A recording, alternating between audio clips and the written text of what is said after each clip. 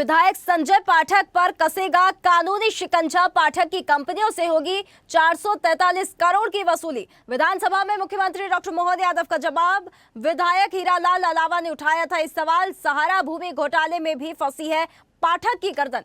कटनी से भाजपा के विधायक और बड़े कारोबारी संजय पाठक पर कानूनी शिकंजा तेज हो गया है। खनन घोटाले के आरोप से घिरे संजय पाठक की कंपनियों से 443 करोड़ की वसूली होगी। विधानसभा में कांग्रेस विधायक डॉक्टर हीरालाल अलावा के सवाल पर मुख्यमंत्री डॉक्टर मोहन यादव ने विधानसभा में खुद ये जानकारी दी है। पाठक की गर्दन सहारा भूमि घोटाले और गैर कानूनी तरीके से आदिवासियों की जमीन हड़पने के मामले में भी फंसी हुई है। संजय पाठक पर कानूनी शिकंजा कसता ही जा रहा है। पाठक एक साथ आर्थिक अनियमितता के कई मामलों में घिरते नजर आ रहे हैं। पाठक पर आरोप लीज से बाहर खनन कर सरकारी खजाने को नुकसान पहुंचाया। सहारा इंडिया की जमीनें औने पौने दाम पर खरीदी, निवेशकों को नुकसान। आदिवासियों की 1135 एकड़ जमीन फर्जी तरीके से खरीदी। जिन आदिवासियों के नाम जमीन खरीदी वो लापता है।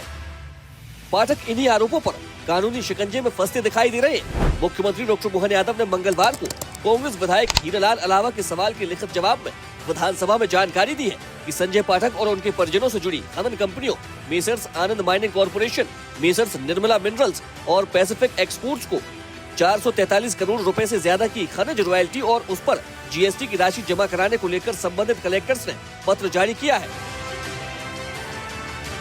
विधायक हीरालाल अलावा ने सहारा समूह की भोपाल, जबलपुर और कटनी जिले में खरीदी गई जमीनों में मूल्यांकन दर कम दिखाकर पंजीयन और मुद्रांक शुल्क की चोरी को लेकर भी सवाल पूछे।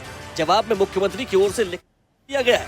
इसमें कहा गया है कि इस मामले में सुप्रीम कोर्ट के आदेश और निर्देशों के पालन में जांच की जा रही है। विवेचना में तथ्यों और साक्ष्यों के आधार पर विधि सम्मत कार्रवाई की जाएगी। संजय पाठक की कई कंपनियों पर खनिज चोरी का आरोप है। इनमें आनंद माइनिंग कॉर्पोरेशन ग्राम टिकरिया, निर्मला मिनरल्स ग्राम दुबियारा, निर्मला मिनरल्स ग्राम अगरिया, पैसिफिक एक्सपोर्ट ग्राम झिठी।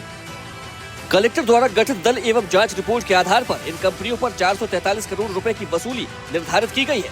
हालांकि कांग्रेस का दावा है कि ये खनिज चोरी की पेनाल्टी 1000 करोड़ रुपए से ज्यादा हो सकती है।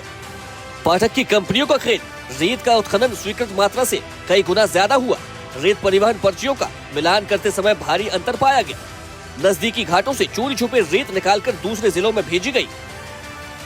सरकार का दावा है कि खनिज विभाग के प्रतिवेदन पर प्रशासन ने संजय पाठक की कंपनियों को 15 दिनों में 443 करोड़ रुपए सरकारी खजाने में जमा कराने के निर्देश दिए। 15 दिनों की समय सीमा के बाद वसूली न होने पर बैंक खातों की कुर्की, मशीनरी जब्ती और पट्टा निस्तारीकरण की प्रक्रिया लागू की जाएगी। पूरे मामले की पुनः जाँच भी की जाएगी ताकि भविष्य में ऐसा न हो।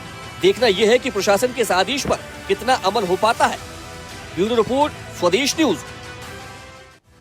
चलिए, इस खबर पर अधिक जानकारी के लिए हमारे साथ एसोसिएट एडिटर अरविंद सिंह चौहान हमारे साथ जुड़ गए हैं।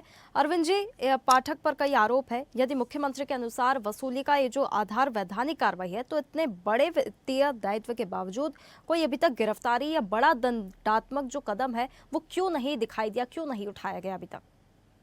तो साफ तौर पर कहा जा सकता है कि संजय पाठक की मुश्किलें बढ़ने लगी हैं। अभी इससे पहले उन पर जो आदिवासी की जमीनों खरीदने का मामला आया था, पीसीआर से निवेदन है कि ऑक्स बंद कर दें। और ये अब सबसे पहले ज़मीनों का मामला, आदिवासियों की ज़मीनों खरीदने का मामला आया था। इसके बाद अब उनके तार कहीं ना कहीं सहारा इंडिया की जो ज़मीन पूरे देश में पड़ी हुई है, यहाँ इन्होंने कटनी में, जबलपुर में और भोपाल में कुछ ऐसी ज़मीनें खरीदी हैं जो प्रतिबंधित थी। चूँकि चिटफंड एक्ट के अंतर्गत 2010 में प्रदेश में सहारा की या चिटफंड कंपनी की किसी भी ज़मीन को खरीदने के लिए साफ तौर पर प्रतिबंध लगा दिया गया था। राज्य शासन ने प्रतिबंध लगाया था और जितने भी पूरे प्रदेश में ज़िले हैं, ज़िले के कलेक्टर ने उस पर पूरी सारी ज़मीनों को रोकने के आदेश जारी, ना बेचने के आदेश जारी कर दिए थे। इसके बावजूद भी इन्होंने ज़मीन खरीदा। चूँकि मामला ओपी श्रीवास्तव से जुड़ा हुआ था, ओपी श्रीवास्तव सहारा से जुड़ा हुआ था, तो इन लोगों ने सुप्रीम कोर्ट में ये कहा कि हम कोई भी ज़मीन अगर बेचते हैं, चूँकि मुझे पब्लिक का पैसा देना है, हमारी कंपनी को पब्लिक का पैसा देना है, और हम कोई ज़मीन अगर बेचेंगे तो वो ज़मीन का पैसा हम सेबी में जमा करेंगे और उसके माध्यम से फिर ये कहीं ना कहीं पैसा जो पब्लिक का पैसा पब्लिक तक पहुँच जाएगा। लेकिन ऐसा हुआ नहीं। संजय पाठक ने जो ज़मीन खरीदी उसका पैसा सेल कंपनियों में चला गया। ओपी श्रीवास्तव ने उनकी सेल कंपनियों में जमा कर दिया। यही वजह है कि ओपी श्रीवास्तव पर ईडी की इंक्वायरी हो गई है। इस समय वो हिरासत में है और अब साफ तौर पर ये कई जगह मुकदमे उनके खिलाफ पंजीकृत हैं। अब संभावना व्यक्त की जा रही है कि इसकी पूरी जांच और आंच संजय पाठक पर आ सकती है। और एक और ये विवाद खड़ा हो गया है कि संजय पाठक पर रिकवरी के आदेश जारी हो गए हैं और कहीं ना कहीं साफ तौर पर देखा जाए सरकार जो संवेदनशील है वो उसका साफ तौर पर मानना है गरीबों का हक माना नहीं जाएगा और निश्चित तौर पे संजय पाठक की अब मुश्किलें बढ़ने वाली हैं। जी बिल्कुल अरविंद जी, क्या लगता है कि अब तक की जो जांच हुई है उसमें किसी तरह की ढिलाई के संकेत यहाँ पर मिल रहे हैं या किसी तरह राजनीतिक संरक्षण के यहाँ पर संकेत मिले हैं? देखिए, भाजपा विधायक तो हैं ही वो, तो जी। निश्चित तौर पे कहीं ना कहीं संवेदनाएं तो पार्टी की रहती है, क्योंकि किसी भी भाजपा के विधायक पर, पार्टी के किसी भी नेता पर, कार्यकर्ता पर या किसी भी पदाधिकारी पर कोई आरोप लगता है तो वो आरोप कहीं ना कहीं पार्टी को डैमेज करता है। लेकिन जब वो आरोप बड़ा होता है और उसमें पार्टी की छवि खराब होने लगती है तो आप तय मान लीजिए पार्टी उससे किनारा कर लेती है। यही हालत संजय पाठक के साथ है। पिछले 3-4 साल से बराबर 2 साल से जिस बात को लेकर संजय पाठक जीत कर आए हैं और यही वजह है कि उन्हें मंत्रिमंडल में जगह नहीं दी। इससे पहले वो राजमंत्री का प्रदेश में राजमंत्री रहे हैं, लेकिन इन्हीं आरोपों के चलते उन्हें मंत्रिमंडल में जगह नहीं दी गई।